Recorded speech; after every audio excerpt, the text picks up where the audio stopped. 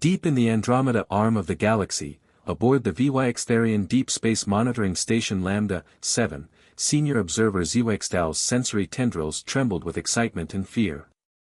The station's quantum sensors had detected something unprecedented. A new spacefaring species had achieved faster-than-light travel. Recording confirmation of event anomaly 2784b, ZYXTAL dictated to the station's crystalline memory core, their bioluminescent patches pulsing with anxiety. Species previously classified as pre-spacefaring has achieved quantum barrier breach. Time stamp, Standard Galactic Year 3157, Cycle 42. The observer's assistant, junior analyst Nix Vera, floated nervously beside them, their own tendrils intertwined in the traditional posture of concern. Senior observer, the energy signature, it's unlike anything in our database. The beings aboard that vessel, they're generating impossible readings.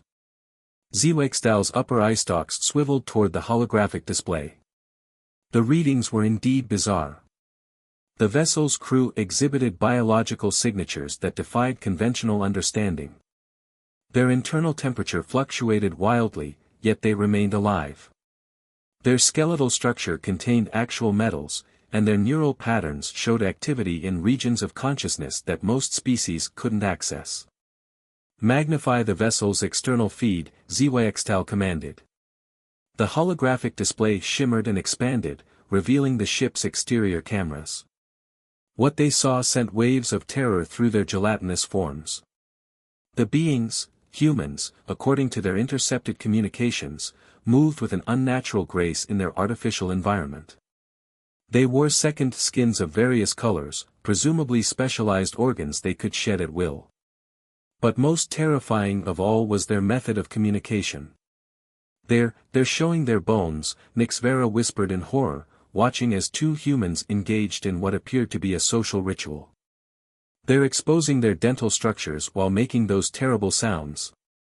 It's called smiling and laughter, ZYXTAL noted grimly. And watch their eyes, they reflect light like predators. But that's not the most disturbing part. Look at their environmental readings. The data streams showed something impossible. These humans were surviving in conditions that should have been fatal. They endured temperature variations that would kill most species, exposed themselves to radiation for pleasure, and regularly ingested substances that would be considered toxic to any rational being.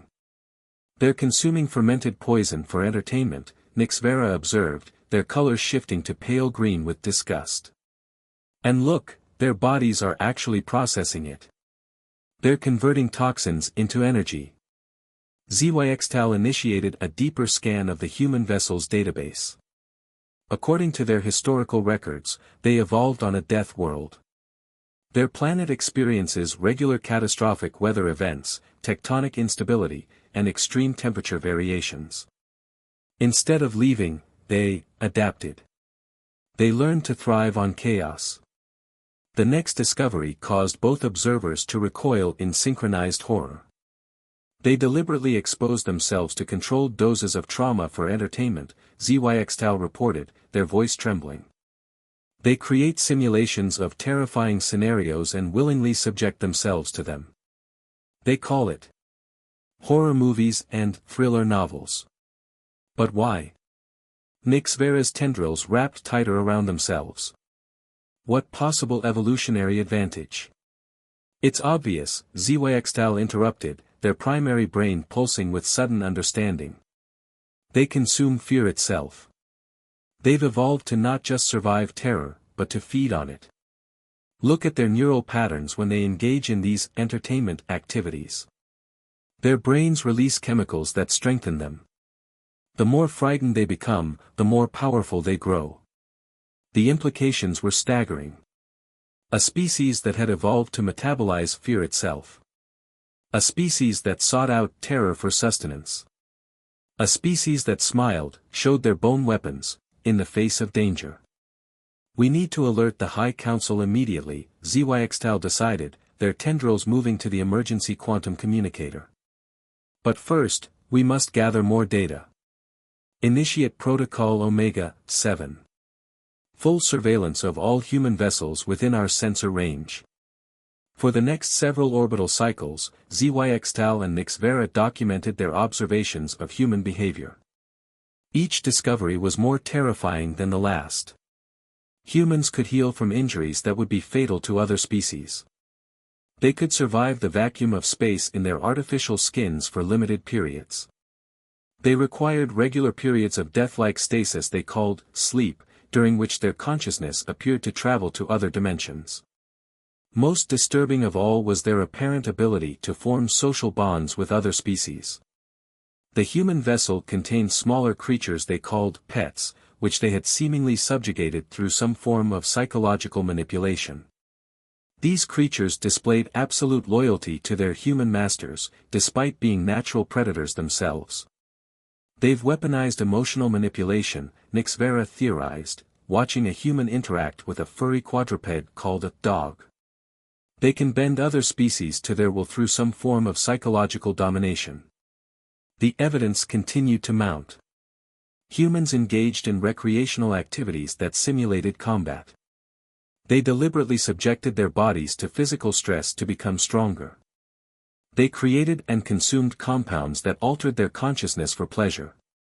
They even had the ability to regulate their internal temperature through a process they called sweating, which Zyxtal believed was actually a form of biological weapon deployment. "Look at this," Nixvera called out one cycle, their tendrils waving in agitation. They have an entire entertainment genre dedicated to imagining hostile species from space. They're preparing their population for warfare before they've even made official contact with any other civilizations. Zyxtal absorbed this information with growing dread. They're not just preparing, they're excited about it. Their popular culture is filled with scenarios of interspecies conflict. They're actively looking forward to encountering alien life forms. What kind of species eagerly anticipates potential existential threats? The answer was clear, one that feeds on fear itself. As Zyxtal prepared their final report for the High Council, they included a recommendation that would change the course of galactic history. The species known as humans must be classified as a Class 1 psychological hazard. Their ability to not only survive but thrive on fear makes them uniquely dangerous. They do not experience terror as a deterrent, but as a source of strength. Most critically, they appear to be actively seeking contact with other civilizations, presumably to expand their source of fear sustenance. The report was transmitted to the High Council with the highest priority classification. As Zyxtal and Nixvera waited for a response, they continued their observation of the human vessel, knowing that somewhere aboard that ship, beings of unimaginable psychological resilience were going about their daily routines, smiling their bone weapons at each other, and possibly dreaming of the day they would encounter new species to terrify. Little did they know, their fundamental misunderstanding of human nature would lead to one of the greatest diplomatic comedies in galactic history. Following the disturbing initial observations from Station Lambda 7, the Zyxtarian Science Council dispatched their most elite xenobiological research team to conduct closer surveillance of human activities. Led by the renowned Professor Kwexmol, whose previous work on psychic predator species had revolutionized the field, the team established a cloaked observation post on a small moon orbiting one of humanity's frontier colonies. Field Log, Entry 147, Professor Kwexmol dictated, their primary sensory cluster pulsing with nervous energy. Our third lunar cycle of human observation has revealed disturbing new aspects of their physiology and social structure that exceed our worst hypotheses. The professor's research team had developed specialized long-range observation equipment that could penetrate the environmental barriers of human habitats without detection. What they witnessed inside these structures defied conventional xenobiological understanding. The humans have created designated fear-harvesting chambers in their dwellings, reported research assistant Rwyxpan, their chromatophores flickering with distress. They call them gyms and movie theaters. Inside these chambers, they voluntarily subject themselves to physical and psychological stress, emerging stronger and more emotionally charged. Professor Kwexmol's tentacles curled thoughtfully as they reviewed the footage. Most fascinating is their circadian rhythm requirement. During their daily death trance, they appear to connect to some form of collective consciousness. We've recorded significant quantum entanglement events during these sleep periods. The team's most shocking discovery came during their observation of human medical facilities. Senior researcher Tyx Van nearly abandoned the mission after witnessing their healing practices.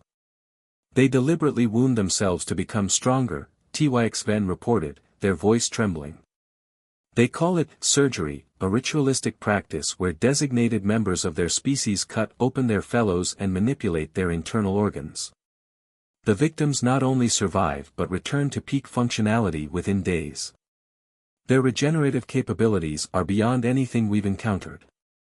The research team documented countless examples of human resilience that seemed to border on supernatural. They watched humans deliberately expose themselves to extreme temperatures in structures they called saunas and ice baths. They observed humans consuming substances that would be lethal to most species, apparently for pleasure. Their young, noted behavioral analyst Mix Lore, are particularly terrifying.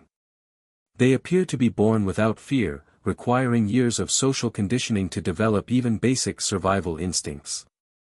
Yet instead of protecting them, humans deliberately expose their offspring to controlled doses of terror through what they call fairy tales and playground equipment.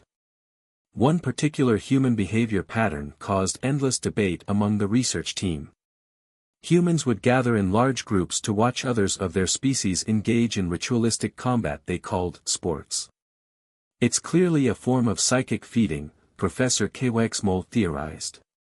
The competitors generate fear and other strong emotions, which the spectators absorb through some unknown mechanism. Notice how they become more energized as the competition intensifies. The team's cultural analyst, Vyx made another disturbing discovery while monitoring human information networks. They've developed an entire industry around simulated fear experiences, they reported. They call them video games and virtual reality. Users connect their nervous systems to devices that generate artificial terror scenarios. The more frightening the experience, the more they seem to enjoy it. But perhaps most alarming was the humans' approach to exploration and scientific discovery. The research team watched in horror as humans deliberately ventured into dangerous situations simply to learn what would happen. They have no sense of self-preservation, Tyx Van declared after watching a human exploration team descend into an active volcano for what they called research. They don't just tolerate danger, they actively seek it out. And they call this madness curiosity.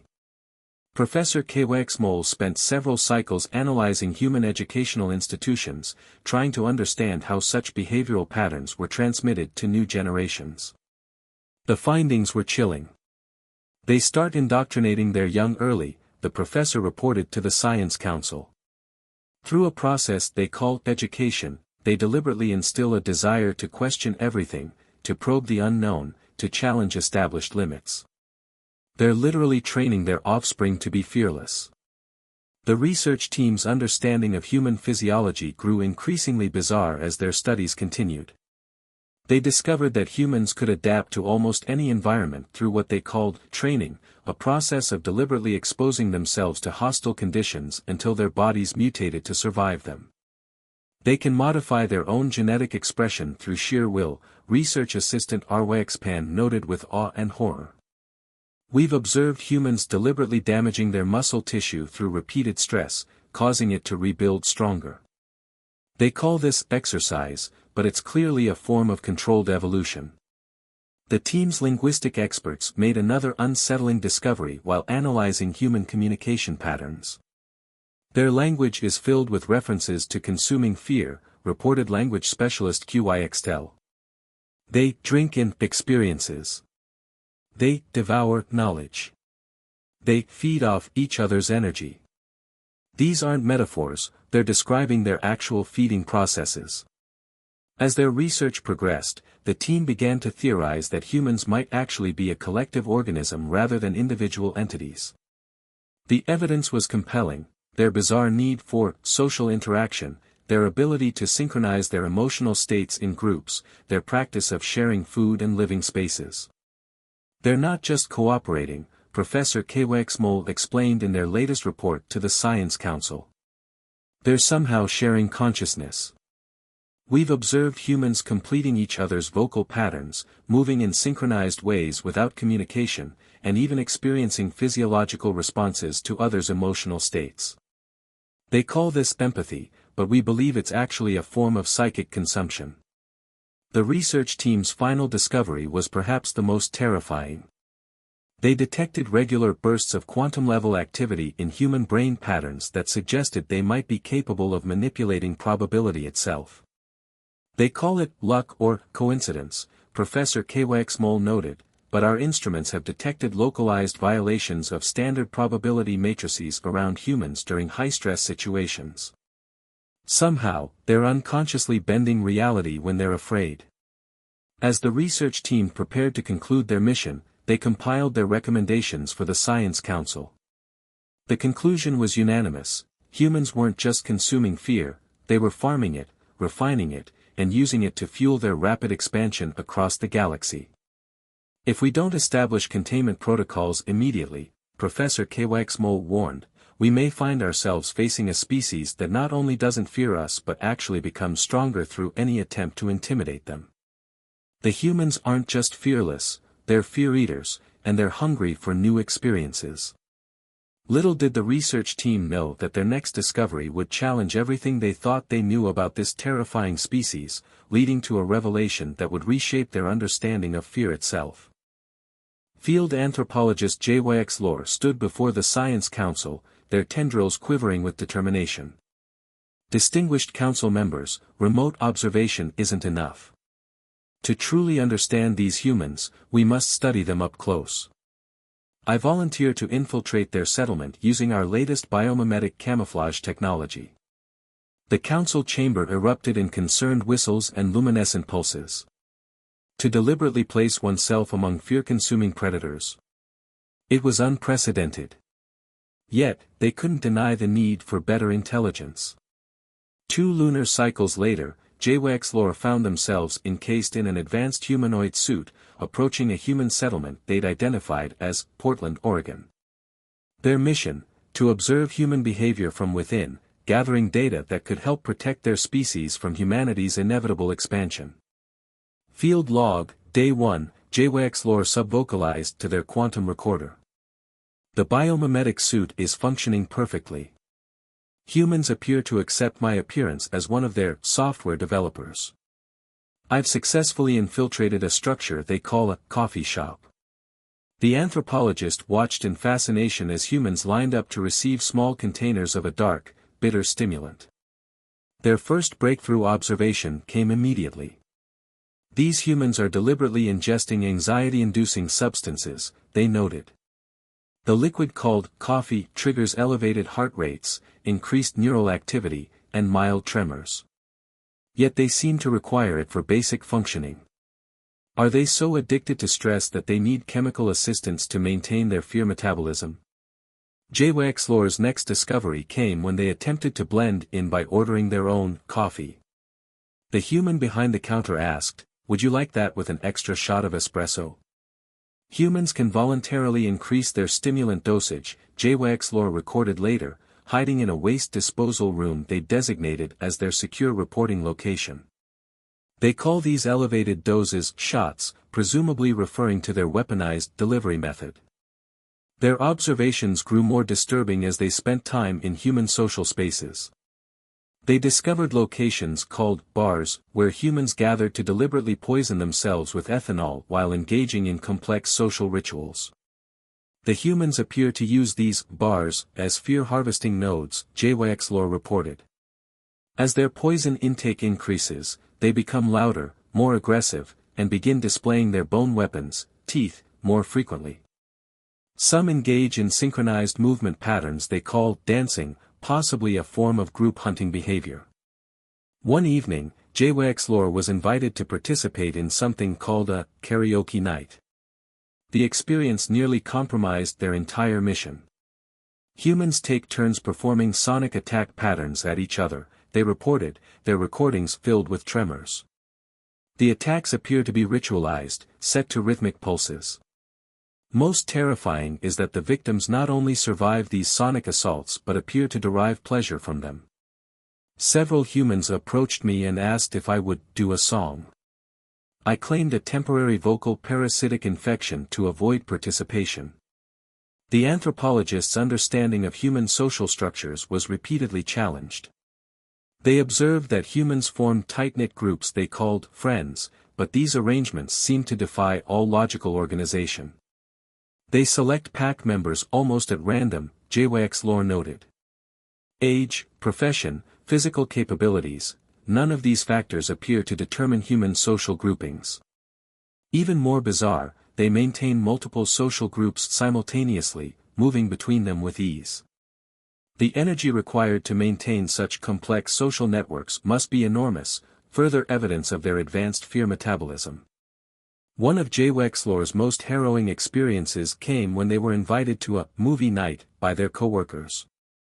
The film was something called A Quiet Place. Humans gather in darkened chambers to watch simulated disaster scenarios, they reported, their tendrils cramping from stress inside the biomimetic suit. They appear to feed on the fear generated by these horror movies. Most disturbing is their reaction to jump scares, they scream, then laugh, clearly enjoying the fear response. Some even embrace their pack mates during intense scenes, possibly to share the fear energy more efficiently. The deeper JYX-Lore delved into human society, the more complex their observations became. They discovered that humans maintain dedicated fear cultivation chambers in their homes called kitchens, where they deliberately combine potentially toxic substances to create food. They call it cooking, JYX-Lore reported. But it's clearly a form of chemical warfare training. They expose themselves to heat, sharp implements, and volatile organic compounds, then consume the results. Some even deliberately add compounds they call spices that cause physical pain when consumed. They call particularly painful dishes delicious. Perhaps most baffling was human reproductive behavior. JYX-Lore observed countless rituals involving paired humans engaging in what they called dating. The process appears designed to generate maximum anxiety in both participants, they noted. They meet in public feeding chambers, consume stimulants or poison together, and engage in complex verbal exchanges filled with potential social pitfalls. Success or failure seems entirely arbitrary. Yet they pursue these encounters with remarkable persistence. The anthropologist's most significant breakthrough came when they were invited to a birthday party. The ritual involved surrounding a human with their pack members, darkening the chamber, then presenting them with an incendiary device planted in a nutrient disc. They sang their sonic attack patterns while the victim extinguished the flames, JYX-Lore reported. Then, in an apparent show of dominance, the others watched as the victim consumed the first piece of the ceremonial nutrient disc. Most shocking was the exchange of wrapped objects called presents, clearly some form of tribute or protection payment. As their mission continued, JYX-Lore found themselves experiencing unprecedented emotional responses to human behavior. They began to notice patterns they couldn't explain within their existing theoretical framework. The humans in my observation group have begun showing concern for my well-being, they reported. When I declined to attend a happy hour gathering, citing work commitments, they expressed worry about my work-life balance. Are they sensing my fear levels are too low for optimal harvesting? But the most puzzling observation came during a planetary weather event humans called snow. The settlement's routine activities ground to a halt as frozen precipitation covered the region. Instead of seeking shelter from the environmental hazard, humans emerged from their dwellings in greater numbers, JYX-Lore recorded in amazement. They engaged in recreational activities in the frozen precipitation. Children created crude effigies they called snowmen. Adults participated in organized projectile warfare using compressed snow spheres. The entire community seemed energized by conditions that should have triggered survival responses. As their mission approached its conclusion, JYX lore found themselves grappling with observations that contradicted their initial hypotheses. The humans' capacity for fear consumption was undeniable, yet there seemed to be something more to their behavior, something the anthropologist couldn't quite grasp. The answer would come from an unexpected source, leading to a discovery that would force the VYXtherians to completely re-evaluate their understanding of these fascinating and terrifying creatures. The Great Hall of the VYXtherian High Council pulsed with agitated bioluminescence as the emergency session convened. All 12 council members floated in their gravity-neutral pods, their tendrils intertwined in gestures of extreme anxiety. Before them, a holographic display showed the culmination of their species' research into humanity. High Counselor Biwexmar's voice resonated through the chamber's harmonic crystals. We face an unprecedented crisis. The evidence gathered by our research teams suggests that humanity represents a unique threat to galactic stability. They are not merely fearless, they are fear consumers. The Council's chief scientific advisor, DYX Pol, manipulated the holographic controls with their secondary tendrils, bringing up a series of disturbing images. As you can see, humans have constructed vast networks of fear-harvesting infrastructure across their territories. These theme parks and haunted houses are clearly designed to generate and collect terror on an industrial scale. Most alarming, interrupted Security Director WYX Ven, their chromatophores flashing warning patterns, is their rapid expansion. They're establishing colonies on worlds that our environmental surveys classified as uninhabitable. They appear to thrive in conditions that would traumatize most species. The evidence continued to mount as each council member presented their findings. The humans' entertainment industry, their educational systems, their medical practices, all seemed designed around the cultivation and consumption of fear. They've even weaponized their own reproductive process, noted Population Director LYXTEL, displaying footage of a human hospital. Their offspring emerged through a process so traumatic that both parent and child release massive bursts of stress hormones. Yet instead of avoiding this trauma, they deliberately perpetuate it. Some even record and share the experience with their social groups. However, not all council members were convinced that humanity posed an immediate threat. Junior Counselor RWX Near, recently appointed to represent the younger generation, raised an alternative perspective.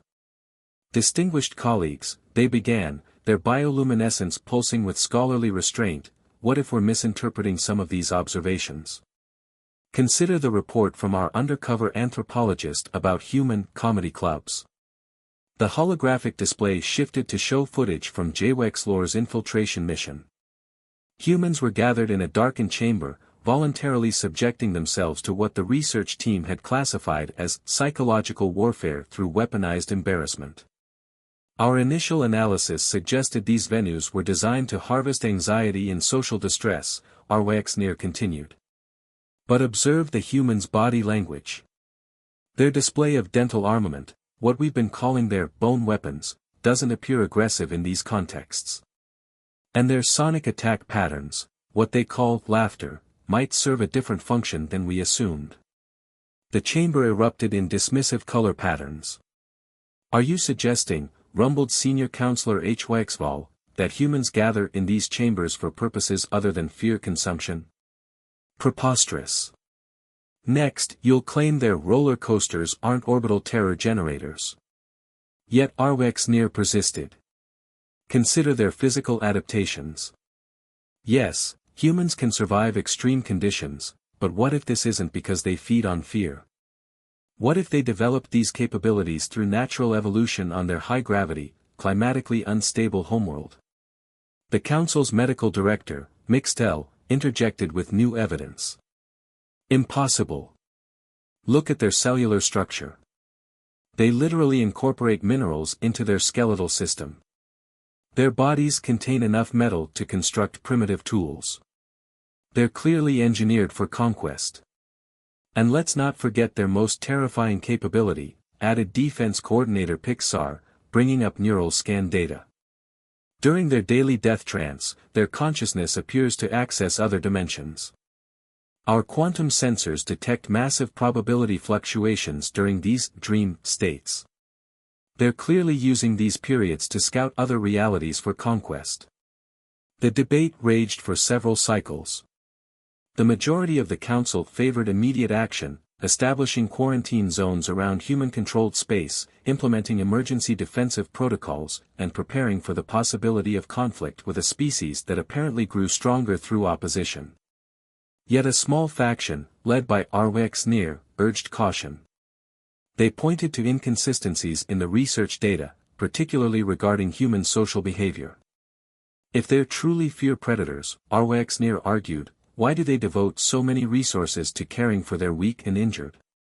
Why do they create art? Why do they mourn their dead?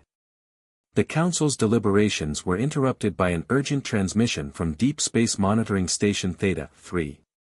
Emergency alert.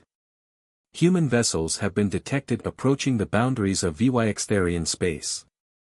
They appear to be broadcasting some form of greeting. The council chamber erupted in chaos. Some members began emergency evacuation procedures. Others called for immediate military response.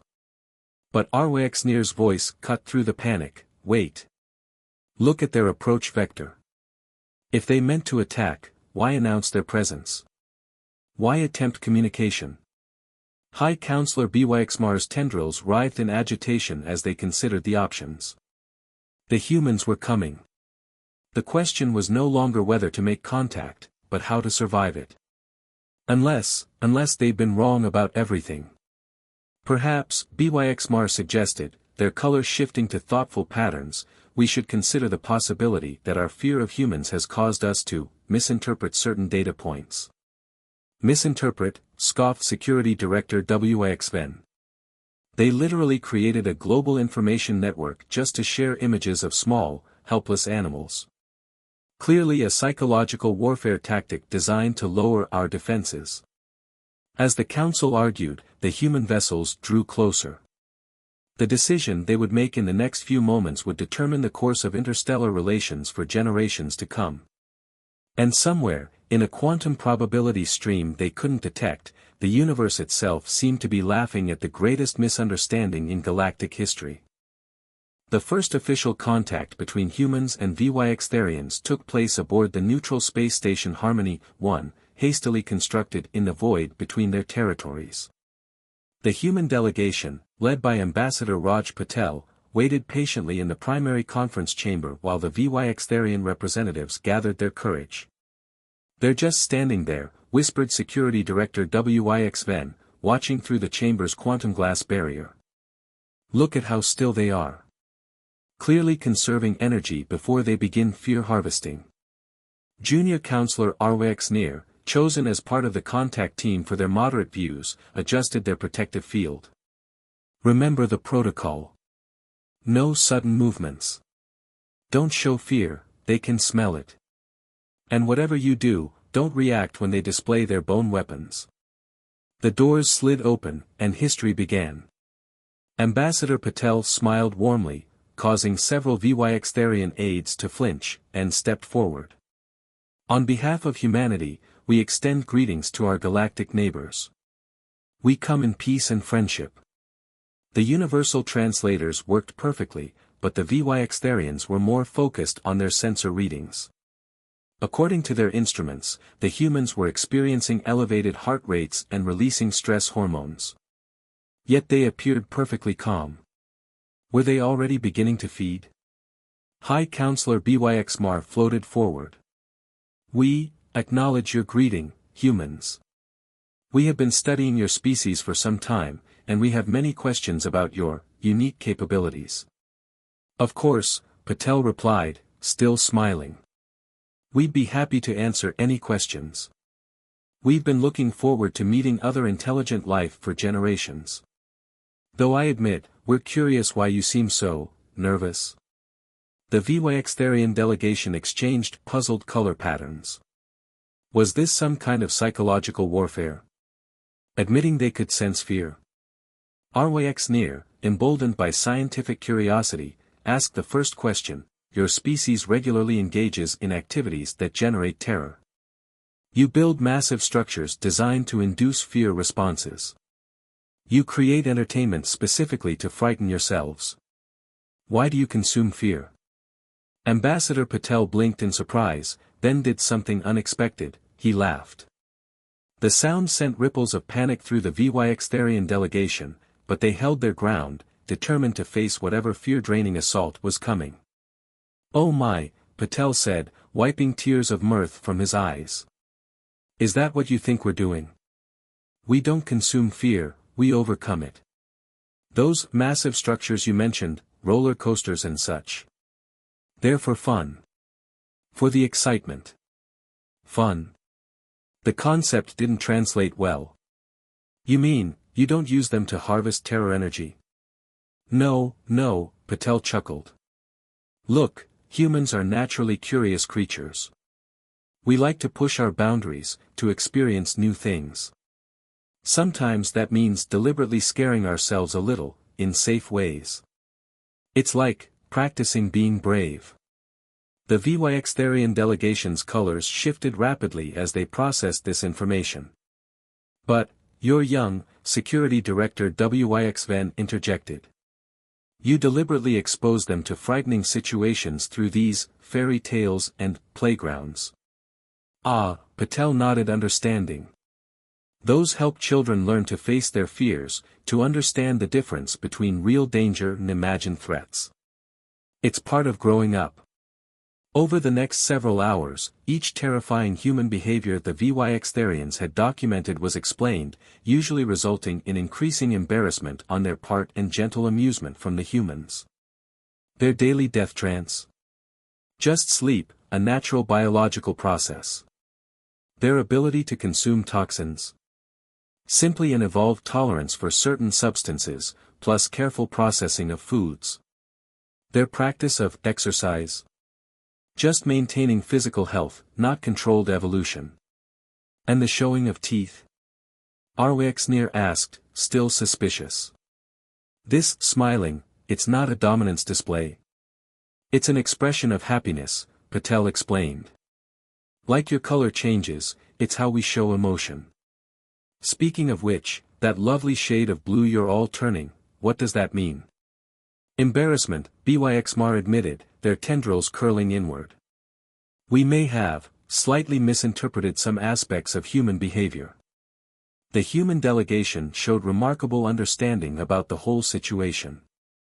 As Dr. Samira Hassan, their xenobiologist, explained, "It's actually fascinating how your observations of us reveal more about your species' psychology than ours. You saw everything through the lens of your own fears. But you're so resilient," protested WYXVen. "You survive conditions that would kill most species. You actively seek out challenges and dangers. Because that's how we grow," Patel explained. "Humans don't thrive on fear, we thrive on overcoming it. There's a big difference. Fear is just one of many emotions we experience, and learning to face it, to push through it, is part of what makes us human." As the truth settled in, the atmosphere in the chamber began to change. The VYXterians' colors shifted from anxious patterns to more curious ones. The humans, far from being fear-consuming monsters, were simply highly adaptable beings with an unusual approach to dealing with challenges. "Though I have to admit," Patel added with another warm smile, "some of your interpretations of our behavior would make excellent science fiction stories. Especially the part about us using roller coasters as orbital terror generators." This sparked an unexpected discovery: both species shared an appreciation for imaginative storytelling. The VYXterians' tendency to create elaborate theories about human behavior wasn't so different from humanity's own speculation about alien life. By the end of the first contact session, initial trade agreements were being discussed. The VYXterians were particularly interested in human entertainment media, once they understood its actual purpose, while humans were fascinated by VYXterian color pattern poetry and quantum harmonics. As the delegations prepared to depart, Junior Counselor Arwexnir approached Ambassador Patel with a final question. "There's one thing we still don't understand. If you don't feed on fear, why do you spend so much time and energy seeking out new experiences that frighten you? Patel considered this thoughtfully. Perhaps because the thing humans fear most isn't danger or pain or even death. It's stagnation. Never changing, never growing, never discovering anything new. We face our fears not because we enjoy being afraid, but because what lies on the other side of fear is often worth the journey. The Vyxtherian Council would later declare this the most profound philosophical insight they'd encountered in their species' history. It led to a complete restructuring of their approach to galactic exploration and cultural exchange. And so, the great misunderstanding that nearly led to an interstellar incident became the foundation for one of the strongest alliances.